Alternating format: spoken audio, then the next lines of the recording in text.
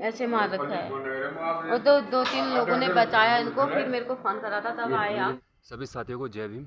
साथियों, आपका स्वागत है रोमन ब्लॉग पीटीएच चैनल में। तो साथियों, बाबा साहब को नमन करते हुए बात करूंगा। आज 18 नवंबर 2024 का दिन है और साथियों, सुबह सुबह आज एक न्यूज़ मुझे मिली है जो कि पिथौरागढ़ का है। और पिथौरागढ़ जो पीड़ित हैं उनका मुझे कॉल आता है और उन्होंने कुछ मामला मुझे बताया। मामले में साथियों, पीड़ित के साथ कल शाम को हाथापाई हुई। हाथापाई के दौरान वो घायल है और अभी डिस्ट्रिक्ट हॉस्पिटल पिथौरागढ़ में एडमिट है।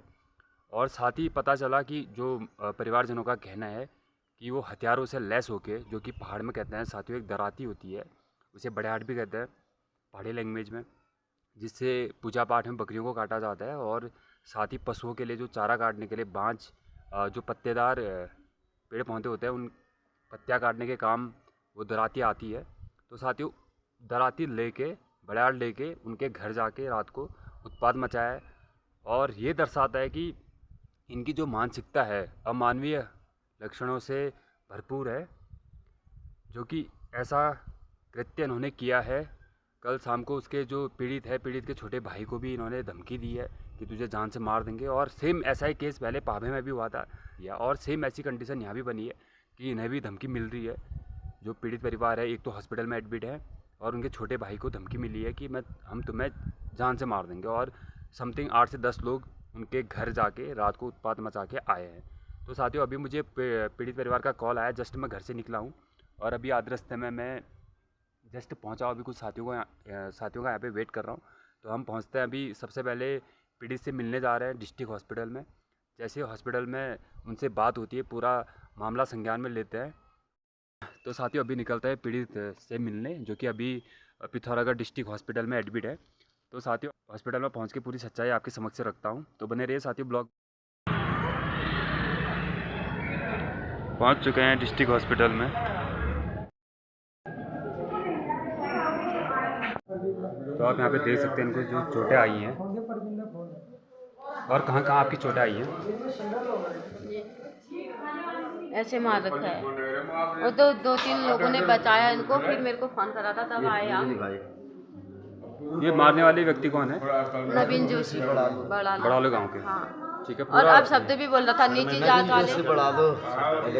और सिर में भी लगी है यहाँ। दारू बेचता है सर, ये चरस बेचता है। मेरी नई गाड़ी थी और ये मैंने मना किया था, इसने मुझे घूमने का था। अब बोलता था नीचे सारे तूने गाड़ी लेके आ, बड़ा हो गया करके, ये मुझसे दुश्मनी मोल ले रहा करके। यहाँ भी मार रहा है, पूरे सर में चोट है सर। ये देखिए, ये यहाँ भी चोट, ये इधर भी चोट है, ये इस तरफ भी है। इसके साथ एक आदमी और आप पूरा मामला बताइए। और इसके साथ एक सर, मैं ऊपर से गाड़ी लेके आ रहा था, अपनी गाड़ी लेके आ रहा था। इसका लड़का यहाँ से साइकिल ले जा रहा था। जैसे मैंने ब्रेक मारा, इसके लड़के ने साइकिल झाड़ी में फेंक दी नीचे। तो मैंने इसको लड़के को ऊपर उठाया, तो मैंने डांटा, मैंने अभी मर जाता है। तो इसका लड़का जैसे घर में आया, अपने बाप को बोला पता नहीं क्या। जैसे मैं बड़ालों पहुँचा तो इसके बाप ने मेरे से कुछ बोला। मैं जैसे सीट से उतरा तो इसने फंटे मारने लग गया मुझे। फिर तो मुझे होश ही नहीं, सर मैं तो बेहोश हो गया। बाद में आदमी ने, किसी ने मुझे पकड़ा, तब जाके मैंने अपनी फैमिली को कॉल किया, तब मेरी फैमिली आई, तब मैं डिस्ट्रिक्ट पहुँचा सर। जो आपके साथ मारपीट हुई, किस बात पे हुई है? सर ये साइकिल ठोक दी करके हुई मेरे को। सर मैंने कहा तेरे तो साइकिल अपने आप ही फेंकी है नीचे गदरे में। वो ब्रेक मार रहा था मैं, तो मेरी गाड़ी तो रुकी ठहरी वहाँ पर। इसका बच्चा तो खुद ही गिरा नीचे साइकिल लेके। मैंने ब्रेक मार रहा था, मेरे साथ कोई और आदमी था वहाँ का, उसको पता है। इसमें जो नवीन जोशी है, इनके साथ आपकी पुरानी दुश्मनी भी है? हाँ सर, इसकी दुश्मनी है मेरे साथ पुरानी। ये दारू मंगाता था बीच में, मैंने मना कर दिया था। तो ये मेरे से बोलने लगा तू गाड़ी लेके बड़ा वहाँ पर गाली गलौज करता है पूरे, किसी को पूछ लेना गाँव में इसको। ठीक है। जब आपने दारू लेने से मना किया तो तब इसने मारपीट? हाँ, अभी इसने गाली दी एक दिन मुझे। मैं इसकी दुकान में जाना बंद कर दिया था। फिर दोबारा इसने और मुझे और गाली दी। कल तो इतनी बार इसने मुझे हमला कर दिया सर। परसों भी धमकी दी थी इसने। सब कुछ झेल लूंगा और तेरे बेबी बच्चों को भी मैं पालूंगा, मेरे घर में पहुंचा देना बोल रहा था मेरे को भी। अब शब्द बोला उसने जी। अब शब्द में क्या क्या शब्द बोल रहा था? अब शब्द में ऐसे ही बोल रहा था, मैं पालूंगा, रख दो मेरे को, जो करना है कर लो, तुम जहाँ जाना चाहते हो जाओ, ऐसा करके बोल रहा था मेरे को। और जब हम बोल रहे थे तो हमारी वीडियो बना रहा था, और जब अपना बोल रहा था तो वीडियो ऑफ करके हम रख दे रहा था। और उसके साथ एक दूसरा आदमी था, उनके किराए में रहता है, उसने पत्थर से भी मारा। किसके मारा पत्थर से? मेरे वो लगी नहीं मेरे को, साइड से चला गया पत्थर और पत्थर से मारा था ऊपर से। उनका नाम क्या है? पप्पू जोशी। बड़ालू गांव के। हाँ, वहाँ उनके कमरे में रहता है, उनके किराए में रहता है वो। राष्ट्रवादी जो भी अफसर गए हैं हाँ, उसने तो गाली ऐसे मार जहाँ ऐसे गाली करा मेरे को। जाति सूचक शब्द भी बोला? हाँ, जाति नीची जात की हो और ज्यादा फालतू मत बोल मेरे साथ। काम कर रखा है सर, ये भी लगा। जी, आप भी मौके पे थे? मैं तो नहीं था, लेकिन मेरी बहू है, ये मेरा भाई है।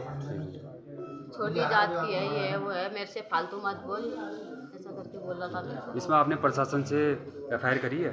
हाँ, कल 112 कल करा था 112। प्रशासन का क्या कहना था इसमें?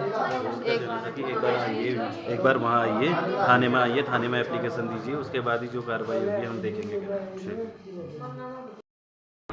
तो साथियों, अभी पीड़ित से हम मिलके आए, हॉस्पिटल में एडमिट है वो, और उनकी जो चोटें एक कंधे पे आई है, सर में चोट है और पाँव में चोट है और कमर से निचले हिस्से में चोट है।